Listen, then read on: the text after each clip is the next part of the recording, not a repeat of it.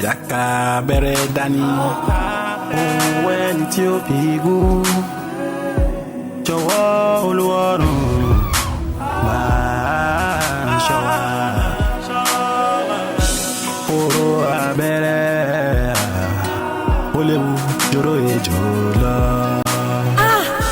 Abere, Needles Pain, movie ni another powerful story written and produced by Wale Lawal Baba Promo, the producer of Ashita Ibon. Eléyìí tó wá lejú, ó gbóná, ó kọjá àfẹnuròyìn, ẹ gbà. Ẹyin mẹ́ta lórí Indomie.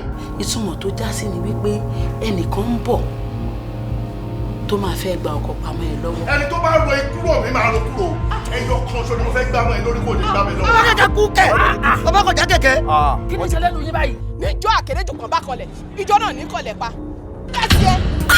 Iyọ̀ kì í ròyìn ara ẹ̀ lọ́bẹ̀. Ẹni ó tọ̀wọ̀ náà kẹ́ ẹ torí bẹ́ẹ̀ tọ́lọ́hún fún mi ṣe. Nínú ilé ìta àgbàkọ́lé ẹ̀ ní Òru Abẹ́rẹ́. Adébáyọ̀ Tìjání lọ́ba ń direct ẹ̀. Ẹ gbọ́ Star Studded ní ẹ̀yẹ Wọdúnladé Adékọ́lá, Bímbọ́ Ọ̀ṣì, Ọláníyà Àfọ̀njá Sanyẹ̀rì, Múyìwá Adémọ́lá Authentic, Péjú Ògúnmọ́lá, Wálé Akóredé Òkúnnù, Àjọkẹ́ Aṣẹ́wó, Àfíìsì Ẹniọlá, Kẹ́mi Àfọlábí, Jọmílójú Olúńbẹ, Victoria Kọ́láwọlé, Kẹ́mi Kẹ́hìndé, Wùmí Bello, Dàdá Ọlásùnkànmí, Bùkọ́lá Bámidélé, Fọ́kòkò, Àgbọ̀ntàwọn, Bọ́sẹ̀ Akínọlá, sinimá titun Oró Abẹ́rẹ́, Needles Pain, subtitled in English. Olasco Films Nigeria Limited náà bìtìbìtì owó lórí ẹ̀. Agara tán ṣe ni. Ẹ gbà bẹ́ẹ̀ Oró Abẹ́rẹ́.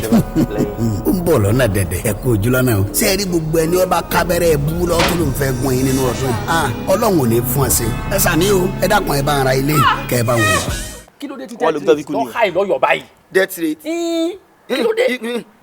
Ikú ọ̀yà àwọn kò tí ẹ̀ yẹ wọ́n wò lÓgbómọ̀ṣọ́ rárá wọn kú. Ikú ọ̀nà Ògbómọ̀ṣọ́ tó nǹkan.